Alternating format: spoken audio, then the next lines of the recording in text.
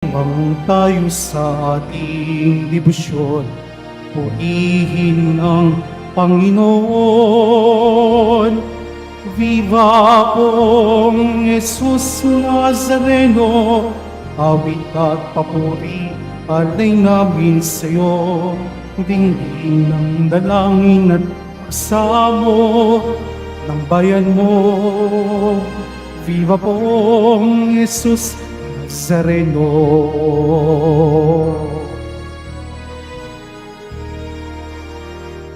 Sa ngalan ng Ama at ng Anak at ng Espiritu Santo, Amen. sumainyo ang Panginoon. At sumaiyo rin. Mga kapatid kay Kristo at mga kadiboto, sa araw na ito ay ating ginugunita si San Francisco de Sales, obispo at pantas ng simbahan. Tayo pong lahat ay tinipon ng ating Nuestro Padre, Jesus Nazareno, bilang kaanib ng angkan ng Diyos. Tinipon niya ang bawat isa sa atin sapagkat mahal niya tayo. Kaya dumulog po tayo sa ating maawaing Panginoon na nagpapatawad ng lubos. Inaamin ko sa makapangyarihang Diyos At sa inyo, mga kapatid, nalubha akong nagkasala sa isip, sa salita at sa gawa at sa aking pagkukulang. Kaya isinasamo ko sa mahal na Birheng Maria, sa lahat ng mga anghel at mga banal, at sa inyo, mga kapatid, na ako'y ipanalangin sa Panginoong ating Diyos. Kaawaan tayo ng makapangyarihang Diyos. Patawarin tayo sa ating mga kasalanan at patnubayan tayo sa buhay na walang hanggan. Amen. Panginoon, kaawaan mo kami. Panginoon, kaawaan mo kami. Kristo, kaawaan mo kami. Kristo, kaawaan mo kami. Panginoon, kaawaan mo kami. Panginoon, kaawaan mo kami. Manalangin tayo. Ama naming makapangyarihan, upang mailigtas ang mga hinirang mo, niloob mong ang obispong si San Francisco ay makibagay sa lahat ng tao.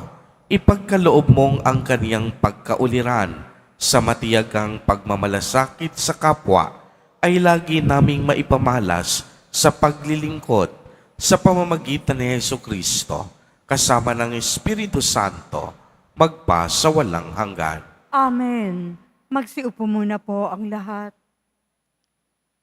Pagbasa mula sa sulat sa mga Hebreyo. Mga kapatid, ang paglilingkod na ipinagkaloob kay Jesus ay higit na dakila kaysa ipinagkaloob sa kanila. Yamang siya'y tagapamagitan ng isang tipang higit na mabuti, sapagkat nasasalig ito sa lalong mahahalagang bagay na ipinangako. Kung walang kakulangan ang unang tipan, hindi na sana nangailangan ng pangalawa, ngunit nakita ng Diyos ang pagkukulang ng kanyang bayan, kaya't sinabi niya, "Darating ang mga araw na ako'y makikipagtipan ng panibago sa bayang Israel at sa angkan ng Huda, hindi tulad ng pakikipagtipan ko sa kanilang mga ninuno, nang akayin ko sila mula sa Ehipto. Hindi sila naging tapat sa pakikipagtipan sa akin, kaya't sila'y pinabayaan ko. Ito ang aking magiging tipan sa bayang Israel, pagdating ng mga araw na iyon. Itatanim ko sa kanilang isip ang aking mga utos, at iuukit ko ang mga ito sa kanilang puso. Ako ang magiging Diyos nila, at sila namay magiging bayan ko. Hindi na kakailanganing ituro ni numan sa kanyang kababayan o sabihin sa kanyang kapatid, kilalanin mo ang Panginoon, sapagkat ako'y kikilalanin nilang lahat mula sa pinakaaba hanggang sa pinakadakila. Sapagkat ipapatawad ko sa kanila ang kanilang mga kasalanan at lilimutin ko na ang kanilang mga kasamaan. Nang sabihin ng Diyos ang tungkol sa bagong tipan, pinawalan niya ng bisa ang una, at anumang nawawalan ng bisa at naluluma ay malapit nang mawala. Ang salita ng Diyos. Salamat sa Diyos.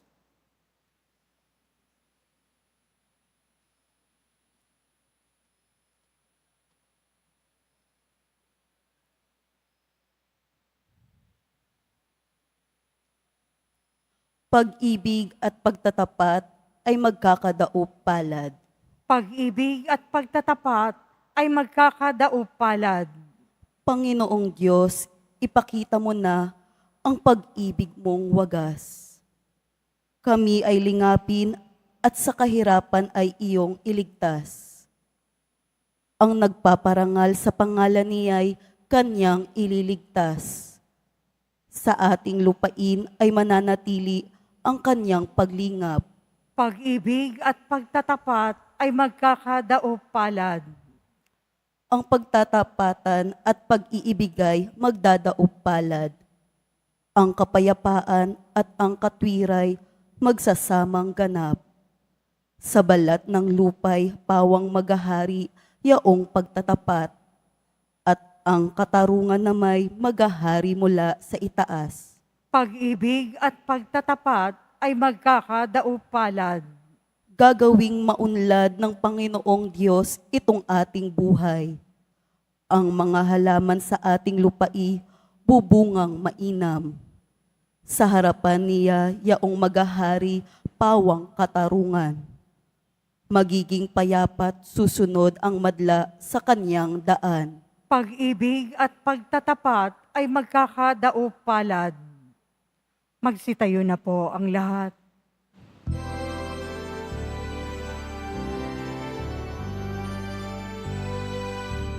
Hallelujah, Hallelujah, Hallelujah, Hallelujah.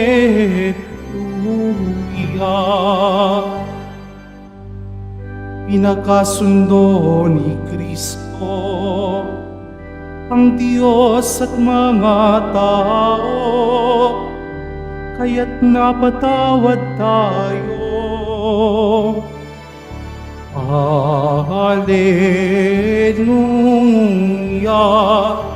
Hallelujah,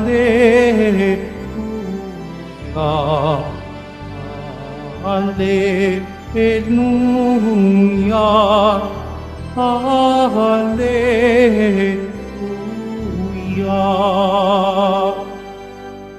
Sumainyo ang Panginoon. At sumaiyo rin. Ang mabuting balita ng Panginoon ayon kay San Marcos. Papuri sa iyo, Panginoon. Noong panahong iyon, umahon si Jesus sa kaburulan kasama ang kaniyang mga pinili. Kumirang siya ng 12 na tinawag niyang mga apostol upang maging kasama niya, suguing mangaral at bigyan ng kapangyarihang magpalayas ng mga demonyo. Ito ang 12 hinirang. Si Simon na tinaguruan niya ng Pedro, si Santiago at si Juan na mga anak ni Zebedeo. Sila'y tinagurian niyang Boanerges, na ibig sabihin mapupusok. Sina Andres, Felipe, Bartolome, Mateo, Santiago na anak ni Alfeo at Tadeo, si Simon na makabayan, at si Judas Iscariote na siyang nagkanulo sa kanya. Ang mabuting balita ng Panginoon. Pinupuri ka namin, Panginoong Jesucristo. Magsiupo muna po ang lahat. Magandang umaga po sa inyong lahat, mga kapatid kay Kristo. Sa lahat po ng ating mga taga-subaybay, sa iba't ibang online platforms, at sa lahat ng ating mga kadiboto, sa iba't ibang panig ng Pilipinas, at maging sa buong mundo, kung saan tayo ay naaabot ngayon ng ating live streaming. Mapayapang umaga din po sa inyong lahat. Purihin at dakilain natin ang ating Panginoon, ang mahal na poong Jesus Nazareno. Mga kapatid kay Kristo at mga kadiboto, malugod po namin kayong tinatanggap sa Basilica Minor at Pambansang Dambana ni Jesus Nazareno.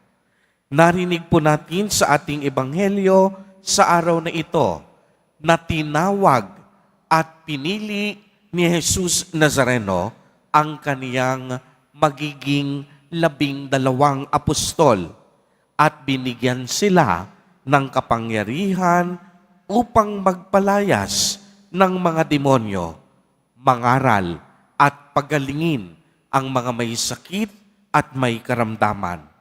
Kung inyo pong mapapansin, napakasimple lamang ng pinagmulan ng mga apostol. Hindi po sila mga hari, hindi sila mga prinsipe, at hindi sila ang mayayaman sa lipunan. Masasabi nating napaka-ordinaryong tao nila. Sila ay mga mangingisda ang karamihan sa kanila. Bagamat simple ang kanilang pinagmulan, pinili at tinawag sila ni Jesus Nazareno. Ang ibig sabihin po nito, hindi sa kanila nagmula ang kusang paglilingkod. Ang pagtawag at pagpili ay nagsimula sa Diyos. Walang sino man sa mga apostol ang nagpresenta o nag-volunteer upang makasama si Jesus sa misyon. Hindi rin sila pinilit ni Jesus. Sila ay malayang sumang-ayon sa paanyaya ng Diyos. Dito, mapapansin po natin na ang misyon ay galing sa Diyos. Sa Kanya nagmumula ang lahat ng gawaing pangkaligtasan at hindi sa tao. Ang mga tao nakikibahagi lamang sa mga gawaing pangmisyon ng ating Diyos. Kaya nga sinasabi natin that mission flows from the heart of God. Ang misyon ay bumubukal at umaagos sa puso ng Diyos. Noong likhain ng Diyos ang sanlibutan, taglay na niya ang pagiging misyonerong Diyos. Hindi pa tayo nagmimisyon sa mundong ito. Nagsisimula ng gumawa ng mga misyon ang ating Panginoon. Kaya dalawang mahalagang salita para sa ating pagninilay sa araw na ito. Unang-una, pagtugon.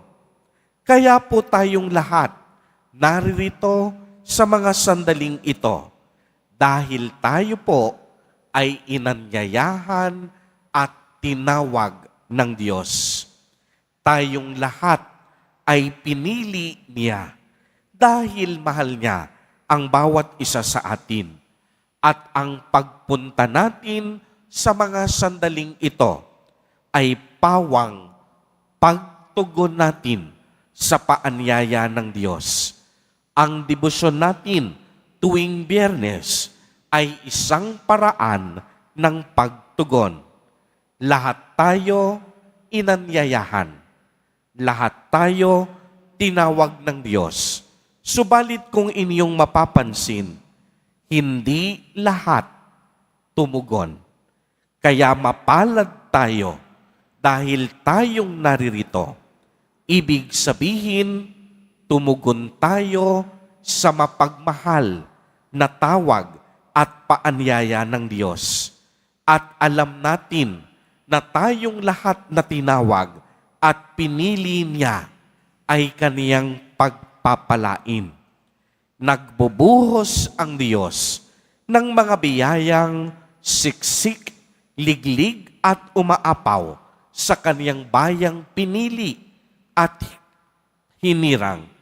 At alam naman po natin na walang taong tumugon na pinabayaan ng Diyos, sapagkat ang Diyos kailanman hindi nauubusan sa kaniyang mga biyaya at pagpapala.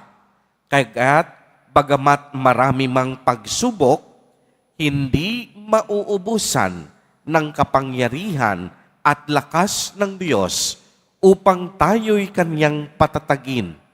Kaya't makaranas man tayo ng mga problema at pagsubok sa buhay, makakaasa tayo na hindi tayo iiwan at pababayaan ng Diyos. Tayong lahat na tumutugon sa kaniyang paanyaya at imbitasyon. Kaya maaari bang pumalakpak ng malakas? Ang mga kadiboto nating mapapalad sapagkat sila ay palaging tumutugon sa paanyaya ng Diyos. Ikalawa, pagmimisyon. Naitanong na po ba ninyo sa inyong sarili kung ano nga ba ang pangunahing misyon ng inyong buhay sa mundong ito?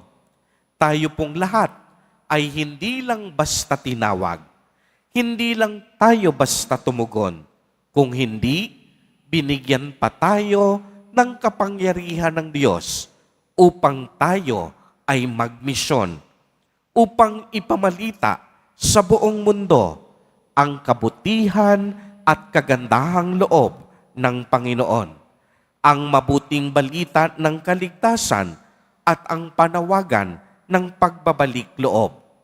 Minsan, maitatanong natin sa ating mga sarili, Father, pwede ba akong magmisyon? Tindera lang naman po ako. Labandera lang naman po ako sa amin.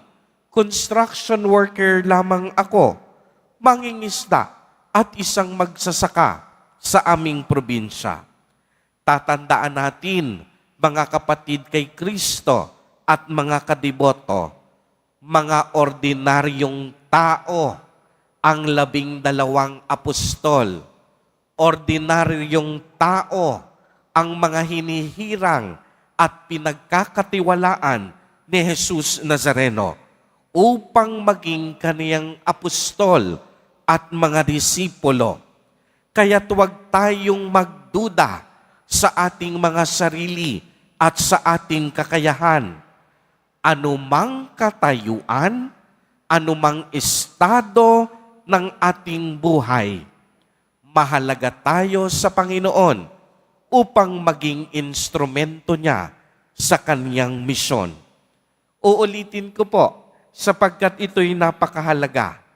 Huwag tayong magduda sa ating mga sarili dahil anumang katayuan at estado ng ating buhay, pwede tayong maging instrumento ng Diyos sa kaniyang misyon. Pwede tayong maging kasangkapan at daluyan ng Diyos upang ibuhos ang kaniyang awa at pagmamahal sa lahat. Basta ang mahalaga, bubuksan natin ang ating mga puso at ibibigay natin ang ating sarili para sa misyon ng Diyos. Maglaan tayo ng oras at panahon upang makinig at sundin ang kalooban ng Panginoon. Sa ganitong paraan, tayong lahat, kahit sa pinakasimpleng paraan, magiging katuwang, kasama at disipulo tayo ni Jesus Nazareno sa kaniyang misyon sa mundong ito. Amen. Purihin at dakilain natin ang ating Panginoon, ang mahal na poong Jesus Nazareno. Magsitayo na po ang lahat.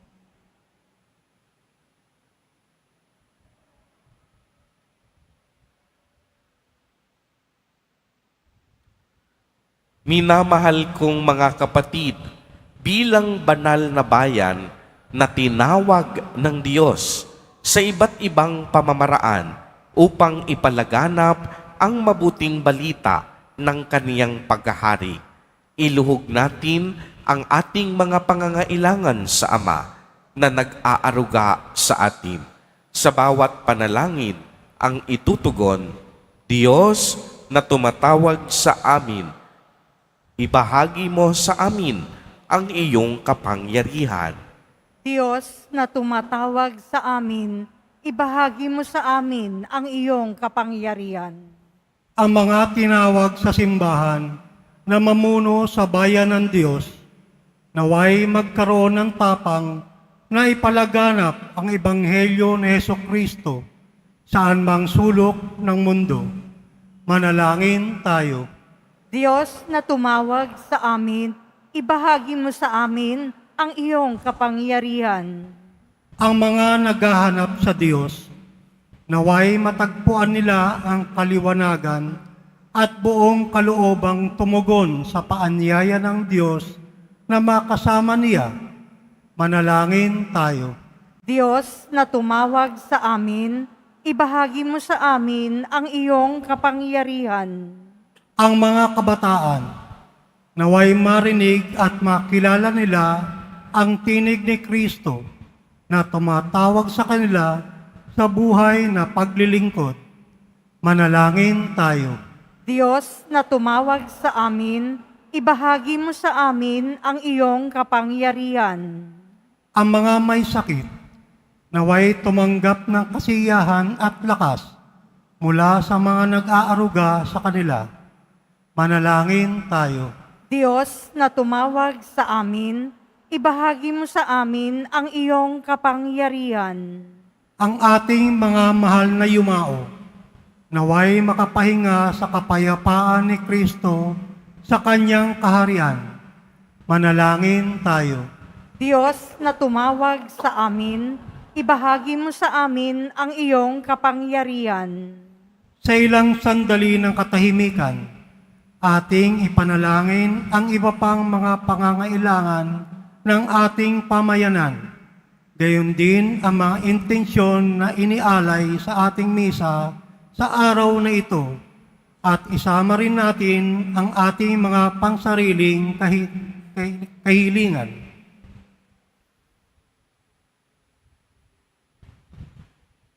Manalangin tayo.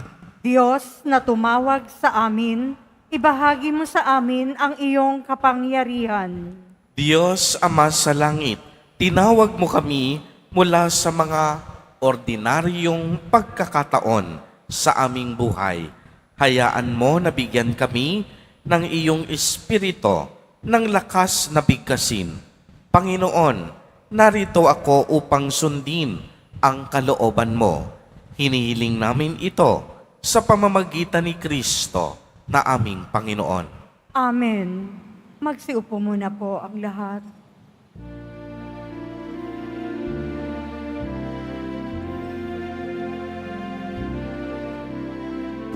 Kung Jesus Nazareno, naririto kami sa harap mo. Alak at tinapay alay namin sa'yo, mula sa tangkay ng ubas at butil ng trigo, upang maging dugo't katawan mo.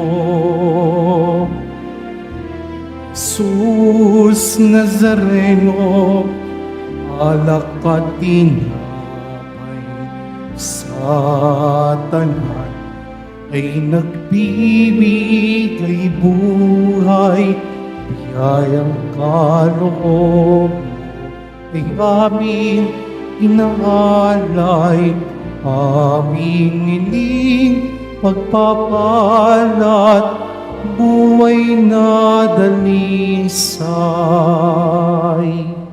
Magsitayo na po ang lahat. Manalangin kayo mga kapatid upang ang paghahain natin ay kalugdan ng Diyos, Amang makapangyarihan. Tanggapin nawa ng Panginoon, itong paghahain sa iyong mga kamay, sa kapurihan niya at karangalan, sa ating kapakinabangan, at sa buong sambayanan niyang banal. Ama naming lumikha, sa ginanap naming paghahaing, nagdudulot ng kaligtasan.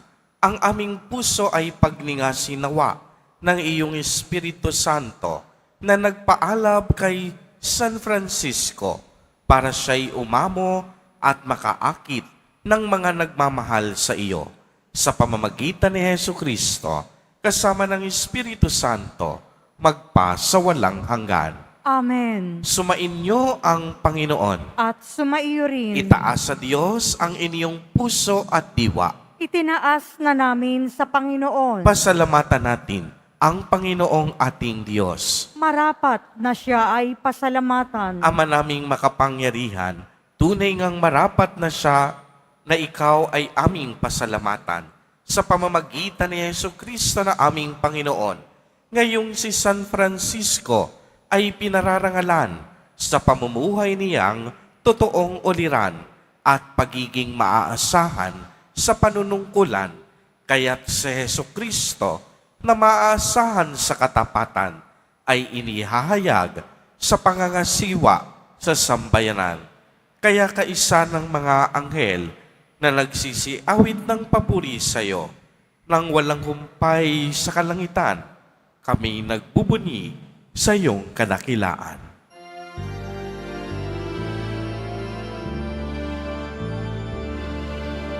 Santo, Santo, Santo, Panginoong Diyos ng mga hukbo,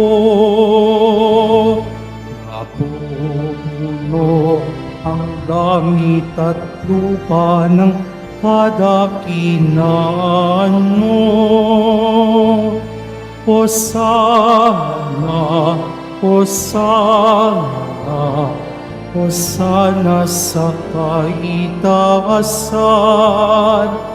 Hosana, Hosana, Hosana sa kaitaasan. Pinagpalang na paririto sa ngalan ng Panginoon. Hosana, Hosana, Hosana sa kaitaasan. Hosana, Hosana, Hosana sa kaitaasan. Magsiluhod po ang lahat. Ama naming banal, ikaw ang bukal ng tanang kabanalan. Kaya't sa pamamagitan ng iyong Espiritu, ay gawin mo pong banal ang mga kaloob na ito upang para sa amin ay maging katawan at tugo ng aming Panginoong Jesucristo. Bago niya pinagtiis ang kusang loob na maging handog, hinawakan niya ang tinapay, pinasalamatan kaniya, pinagati-hati niya iyon, iniabot sa kaniyang mga alagad at sinabi, "Tanggapin ninyong lahat ito at kanin. Ito ang aking katawan na ihahandog para sa inyo."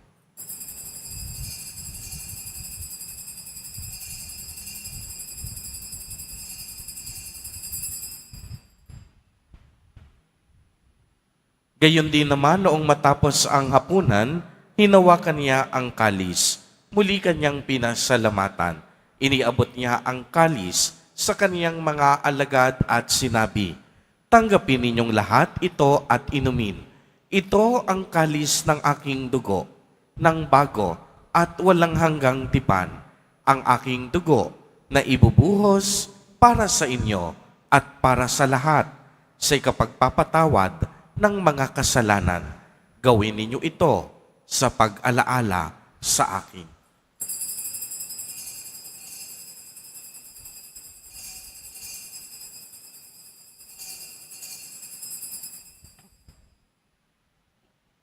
Magsitayo na po ang lahat. Ang misteryo ng pananampalataya.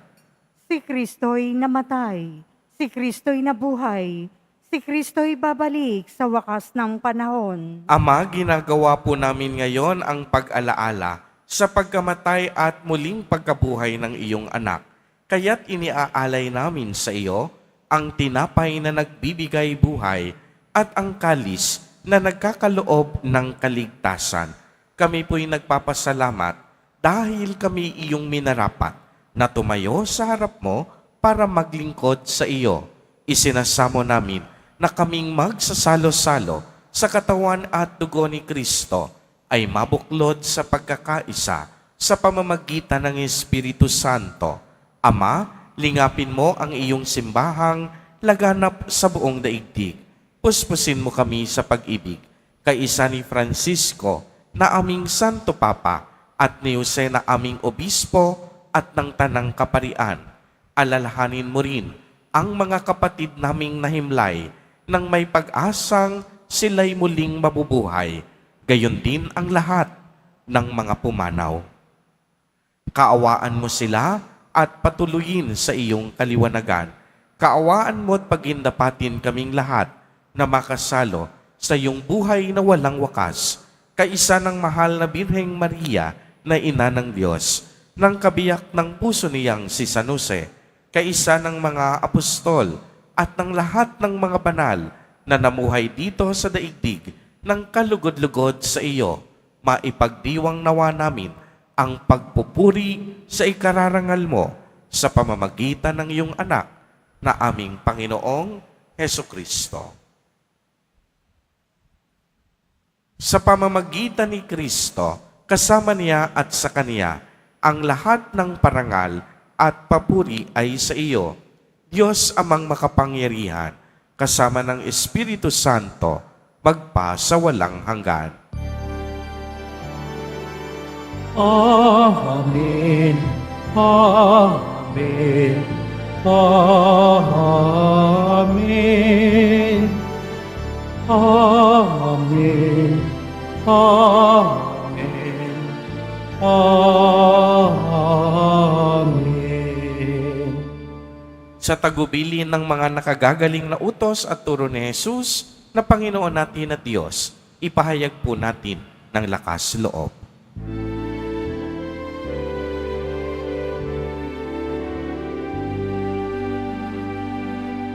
Ama namin, sumasalangit ka, sambahin ang ngalan mo, mapasamin ang kaharian mo, sundin ang loob mo dito sa lupa para ng sa langit. Bigyan mo kami ngayon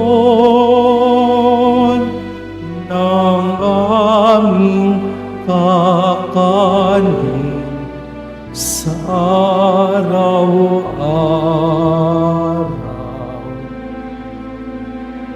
At patawarin mo kami sa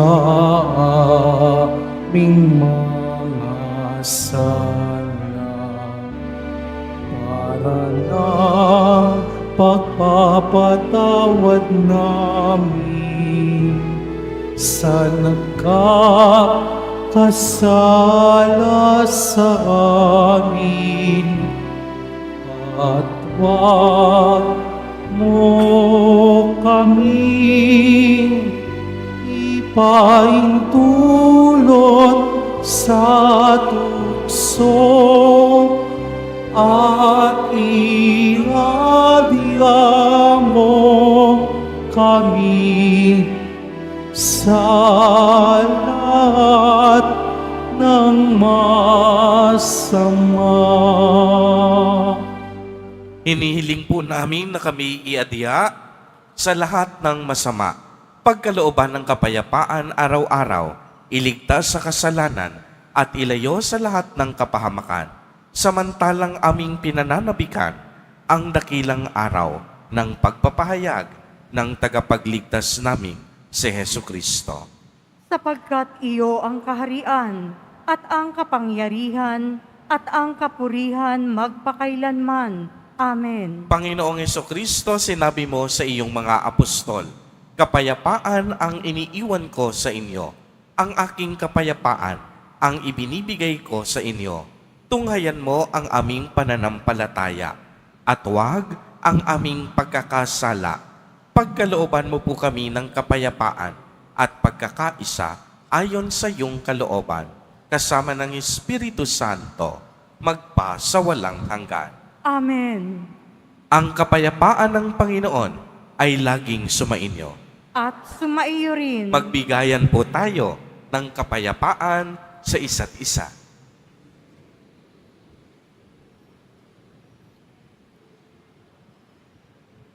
Kordero ng Diyos na nag-aalis ng mga kasalanan ng sanlibutan, maawa ka sa amin. Kordero ng Diyos na nag-aalis ng mga kasalanan ng sanlibutan, maawa ka sa amin. Kordero ng Diyos na nag-aalis ng mga kasalanan ng sanlibutan, ipagkaloob mo sa amin ang kapayapaan. Magsiluhod po ang lahat.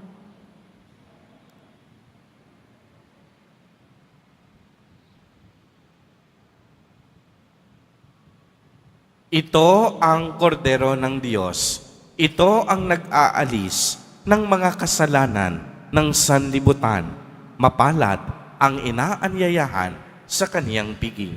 Panginoon, hindi ako karapat-dapat na magpatuloy sa iyo, ngunit sa isang salita mo lamang ay gagaling na ako.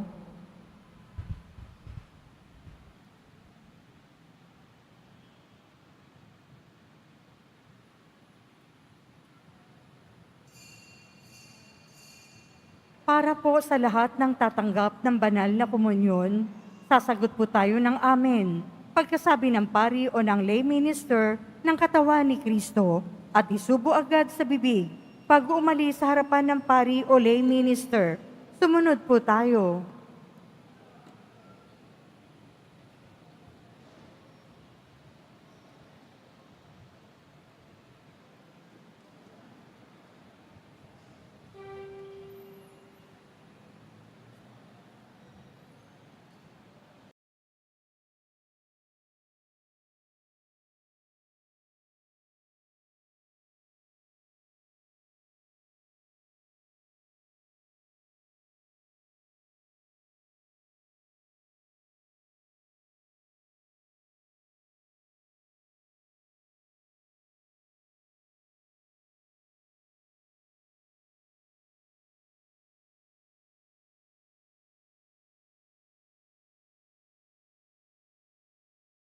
Magsitayo na po ang lahat.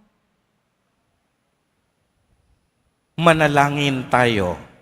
Ama naming mapagmahal, ipagkaloob mong ang tinanggap naming banal na pakikinabang ay magtaguyod sa aming pagtulad sa pag-ibig at matiyagang pagmamalasakit ni San Francisco upang aming makamtan ang kaluwalhatian sa piling mo sa pamamagitan ni Hesu Kristo, kasama ng Espiritu Santo, magpa sa walang hanggan.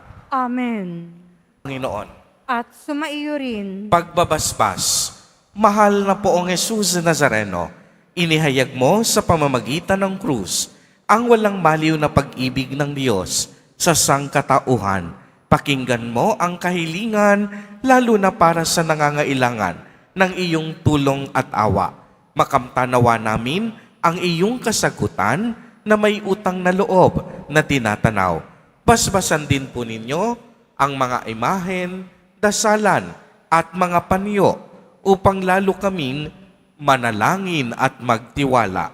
Sa pamamagitan ng bendisyon na ito, naway lalo kaming maging mapaglingkod, masunurin at tapat sa iyo na aming maluwalhating Panginoon, magpa sa walang hanggan. Amen. At pagpalain po kayong lahat at ng inyong buong pamilya ng makapangyarihang Diyos, Ama, Anak, at Espiritu Santo. Amen. Humayo kayong taglay ang pag-ibig at kapayapaan ng Poong Jesus Nazareno. Salamat sa Diyos.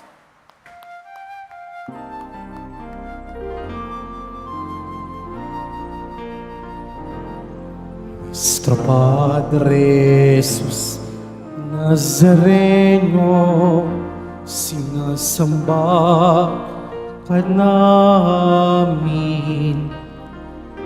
Pinipintuho ka namin. Aral mo ang aming buhay at kaligtasan. Nuestro Padre Jesus Nazareno, iligtas mo kami sa kasalanan. Ang krus mo kinamatayan ay sagisag ng aming kaligtasan.